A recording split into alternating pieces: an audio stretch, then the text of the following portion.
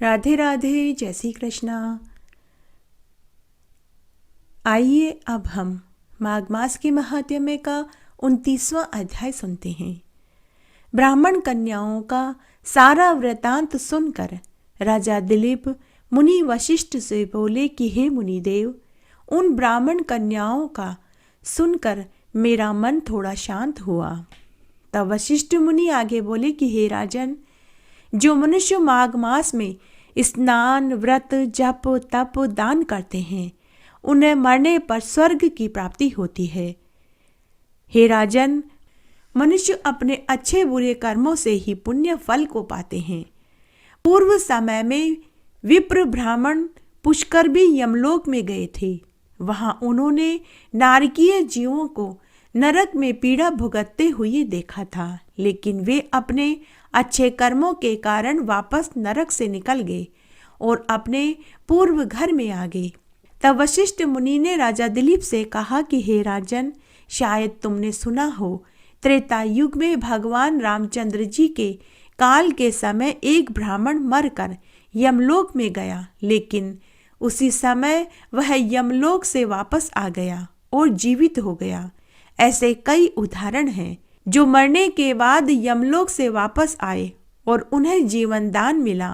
हे राजन, पुण्य कर्म के कारण ही मनुष्य मरकर पुनः जीवित होते हैं, इसमें कोई संदेह नहीं है। तब राजा दिलीप बोले कि हे मुनिवर, मैं पुष्कर ब्राह्मण के बारे में विस्तार से सुनना चाहता हूँ। आप मुझे उनके बारे में संपूर्ण इतिहास बताइए कि किस प्रकार उन्हें यमलोक मिला और फिर वे किस प्रकार से यमलोक से छूटकर वापस आए। तब मुनि वशिष्ठ बोले कि हे राजन, तुम ध्यान पूर्वक सुनो। आज मैं तुम्हें पुष्कर ब्राह्मण के चरित्र को सुनाता हूँ। जो मनुष्य इस महात्म्य को सुनता है, पढ़ता है और सुनाता है, वह अपने जीवन के 7 जन्मों के पापों से छूट जाता है। एक बार एक पुष्कर नाम का ब्राह्मण था। वह बड़ा ही दयालु, हमेशा विष्णु की सेवा में तत्पर रहता था। वह नित्य अग्निहोत्र करता था। वह भगवान विष्णु के सहस्त्र नामों का जाप नित्य करता था। भगवान की पूजा के अतिरिक्त उसका कहीं भी मन नहीं लगता था। इस तरह समय बीत रहा था। तब एक दिन वह अपनी पूरी आयु को प्राप्त करके मृत्यु को प्राप्त हो गया। तो धर्मराज जी की आज्ञा से यमदूत पुष्कर ब्राह्मण को पकड़कर ले गए। तब यमदूत गलती से इन महात्मा को पकड़कर ले गए, जबकि यमराज ने किसी अन्य पुष्कर ब्राह्मण को पकड़कर लाने का आदेश दिया था। जब यमदूत महात्मन पुष्कर ब्राह्मण को पकड़कर ले गए तो धर्मराज जी देखकर भयभीत हो गए। यमराज ने अपने दूतों को डांटते हुए कहा कि अरे मूर्खों, तुमने बहुत बड़ा पाप कर दिया है। मैंने तुम्हें दूसरे पुष्कर ब्राह्मण को लाने का आदेश दिया था। तुम तो एक विद्वान, धर्मों के ज्ञाता भगवान विष्णु के भक्त को लेकर आए हो, जो सदा माघ मास का स्नान करते हैं, जिनका चित्त हमेशा विष्णु भगवान की पूजा में लगा रहता है। ऐसे पुण्य आत्मा को तुम यहाँ लेकर आए हो। तुमने घोर पाप किया है। तब यमराज ने महात्मा पुष्कर से माफी मांगते हुए कहा कि मेरे दूतों ने बड़ा ही घोर पाप किया है। आपके परिवार वाले व्याकुल हो रहे होंगे, अतः आप वापस धरती पर जाइए और धर्म का प्रचार प्रसार करिए। मेरे दूतों से जो गलती हुई है उसके लिए मैं आपसे क्षमा चाहता हूँ। तब पुष्कर ब्राह्मण ने यमराज से कहा कि हे धर्मराज जी, मैं नरक में पड़े हुए जीवों को देखना चाहता हूँ। तब धर्मराज जी की आज्ञा से यमदूतों ने पुष्कर ब्राह्मण को नरक दिखाया। जब पुष्कर ब्राह्मण ने नरक में पड़े जीवों को देखा तो उसे उनके ऊपर बहुत दुख हुआ और बहुत दया आई। पुष्कर ब्राह्मण ने देखा कि नरक में कुछ लोग गरम तेल के कढ़ा में पड़े छटपटा रहे हैं। कुछ लोग फांसी पर उल्टे लटके हुए हैं, कुछ अंधे कुएं में लटके हुए हैं, तो किन्हीं को लोहे की सलाखों से मारा जा रहा था, तो किन्हीं की बैंतों से पिटाई हो रही थी, तो किसी को आरे से चीरा जा रहा था। सभी लोग चीख चिल्ला रहे थे, मदद के लिए पुकार रहे थे। यह देखकर पुष्कर ब्राह्मण को बहुत पीड़ा हुई। तब पुष्कर ब्राह्मण ने उन लोगों से पूछा कि हे प्राणियों, क्या तुमने कभी कोई धर्म का काम नहीं किया जो तुम्हें इतनी कठोर यातनाएं सहनी पड़ रही है? तब नारकीय जीवों ने पुष्कर ब्राह्मण से कहा कि हे देव, हमने स्वार्थ में आकर कोई धर्म, कर्म, व्रत, उपवास, दान पुण्य नहीं किया। हमेशा हमने दूसरों से द्वेष रखा, पर स्त्रीगामी, वेश्यागामी, चोरी चकारी, मदिरा पीना, जुआ खेलना, झूठ बोलना, ब्राह्मणों की निंदा करना, देवालयों में चोरी करना, गायों को पानी पीते देखकर उनमें विघ्न डालना। न कभी हमने गाय को चारा डाला, न कभी चिड़ी कबूतरों को दाना पानी ही दिया, न कभी कुत्ते को रोटी खिलाई, न कभी श्राद्ध में पितरों के नियमित श्राद्ध ही किया। हम पापी पाखंडी लोगों का अन्न खाते रहे। तब पुष्कर ब्राह्मण ने कहा कि आपने कभी जनार्दन भगवान की पूजा नहीं करी, आपने कभी भगवान पुरुषोत्तम की चरण वंदना नहीं करी, कभी माघ मास का तुम लोगों ने स्नान नहीं किया। अगर तुम लोगों ने हरि स्मरण किया होता, माघ मास में 3 दिन पवित्र नदियों में स्नान और व्रत किया होता, तो तुम्हारे पूरे जीवन के पापों का क्षय हो जाता।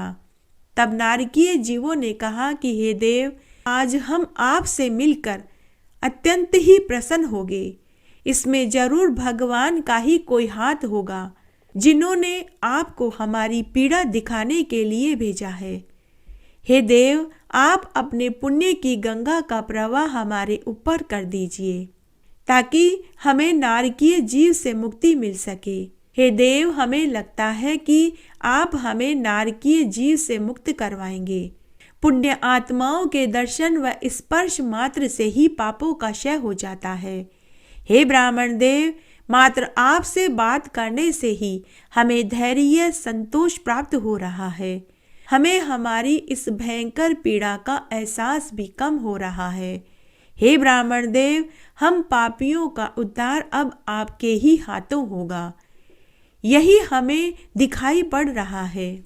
साधु संतों का जीवन तो दूसरों की भलाई के लिए ही होता है। तब यमराज ने पुष्कर ब्राह्मण से कहा कि हे ब्राह्मण देव, अब आप वापस धरती पर जाइए।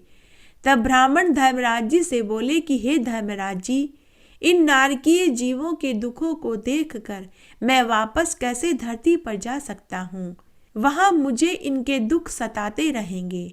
तब पुष्कर ब्राह्मण वहीं भगवान विष्णु की स्तुति करने लगे कि हे जगन्नाथ, हे विष्णु, हे पुंडरीकाक्ष, हे जनार्दन, हे मधुसूदन, आप इन नारकीय जीवों का उद्धार कीजिए।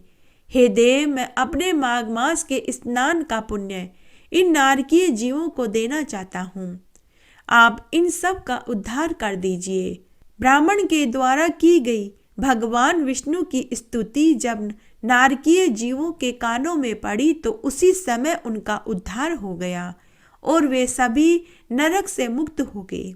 सभी नारकीय जीवों ने पुष्कर ब्राह्मण के चरणों की वंदना करी और प्रसन्नचित होकर बोले कि हे ब्राह्मण देव, आपके कारण आज हमें घोर यातनाओं से मुक्ति मिली है। आप धन्य हैं। यह सब देखकर धर्मराज जी को भी बड़ा आश्चर्य हुआ।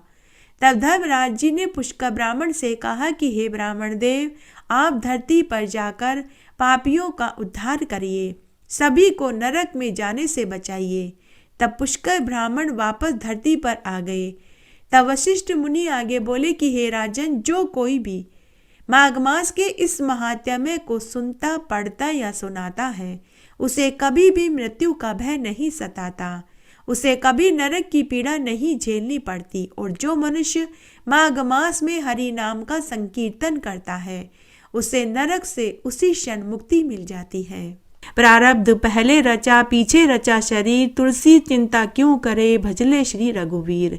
इस संबंध में एक पौराणिक कथा इस प्रकार है। एक बार एक गांव में एक ब्राह्मण परिवार था। वह ब्राह्मण प्रभु भक्ति में हमेशा लीन रहता था।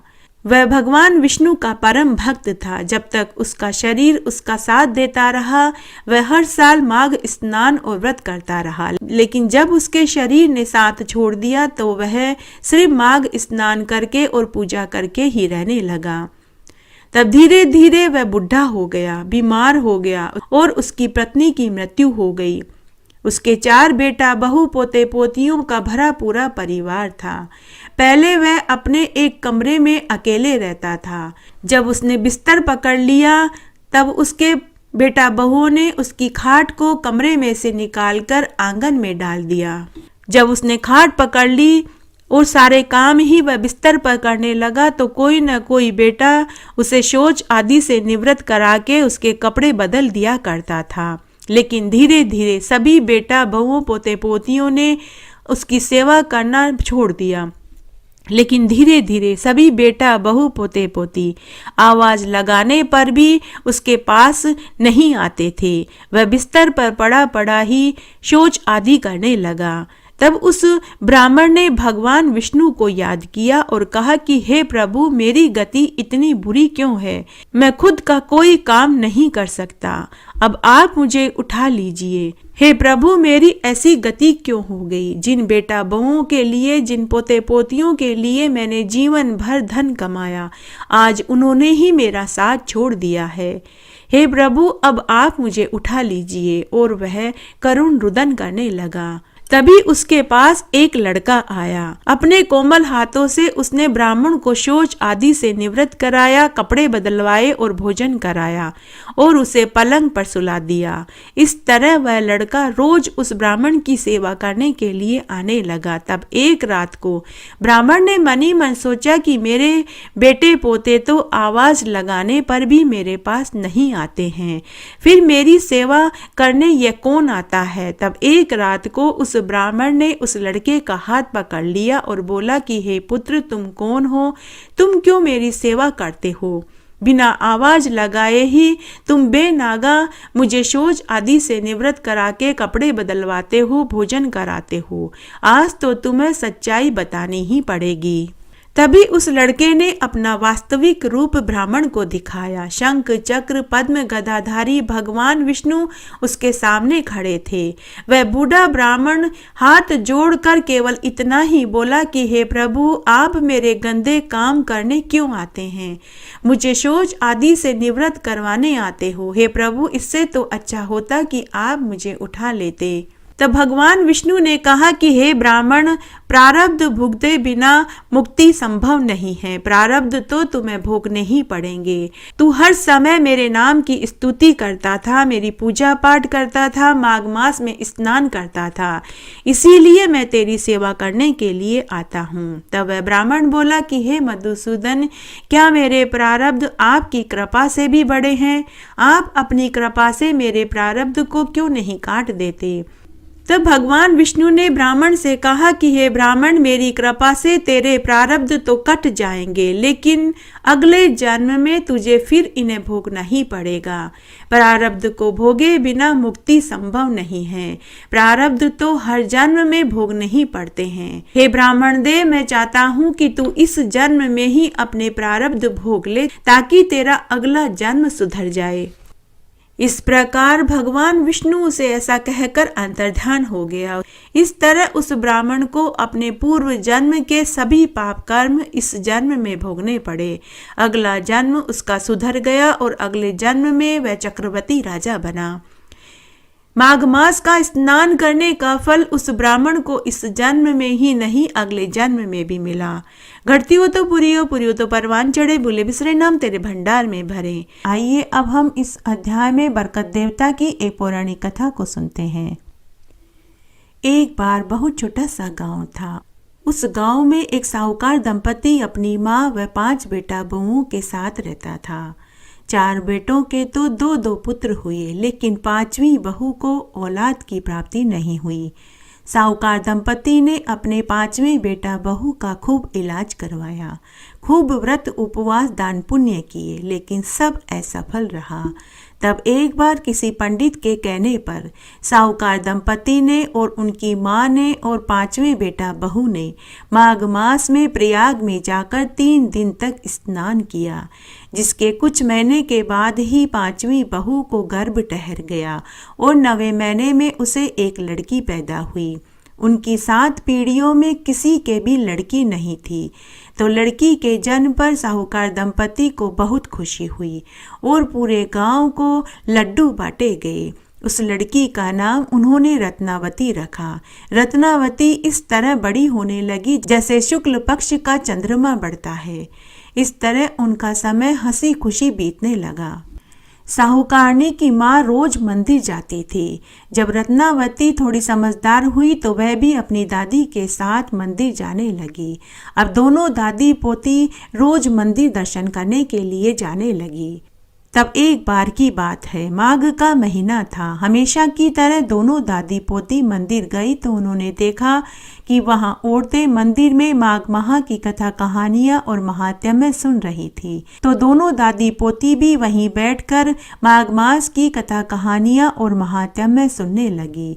तब एक दिन एक औरत ने बरकत देवता की कहानी सुनाई और सबसे कहा कि माघ मास में 7 दिन तक बरकत देवता की कहानी सुनने से और 8वें दिन इस व्रत का उद्यापन करने से घर में धन धान्य की वृद्धि होती है।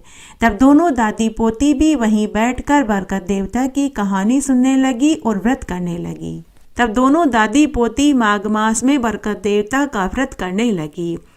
8वें दिन दादी ने तो बरकत देवता के व्रत का उद्यापन कर दिया, लेकिन वे लोग पोती से व्रत का उद्यापन करवाना भूल गए। समय बीतने लगा। देखते ही देखते रत्नावती विवाह योग्य हो गई। तब साहूकार दंपति ने अच्छा घर वर देखकर रत्नावती का धूमधाम से विवाह कर दिया और खूब दान दहेज दिया। विवाह के बाद रत्नावती ससुराल में आ गई। सभी बहुत खुश थे। ससुराल में गिने चुने 4 जने ही थे। छोटा परिवार था। सास ससुर, रत्नावती और उसका पति। सास खाना बनाती थी और रत्नावती झाड़ू बुहारी का काम करती थी। सास खाना बनाने के बाद पहले अपने पति को खिलाती, फिर पुत्र को खिलाती और फिर खुद खाती और बचा कुचा कढ़ाई की खुरचन निकालकर थाली में परोस कर रख देती। रत्नावती उसी बची हुई खुरचन को खाकर पानी पी लेती थी। धीरे धीरे रत्नावती कमजोर पड़ने लगी। तब एक दिन रत्नावती के पति ने अपनी पत्नी से पूछा कि हम घर में सिर्फ 4 जन हैं, घर में किसी चीज की कोई कमी भी नहीं है, फिर तुम दिनों दिन कमजोर क्यों होती जा रही हो? तुम्हें किस बात का दुख है, मुझे बताओ। तब रत्नावती अपने पति से बोली कि आपकी माँ सभी को भर पेट खाना खिलाती है और मुझे बची कुची कढ़ाई की खुरचन परोस देती है। मुझे खाने को ही नहीं मिलता तो मैं कमजोर तो हो ही जाऊंगी।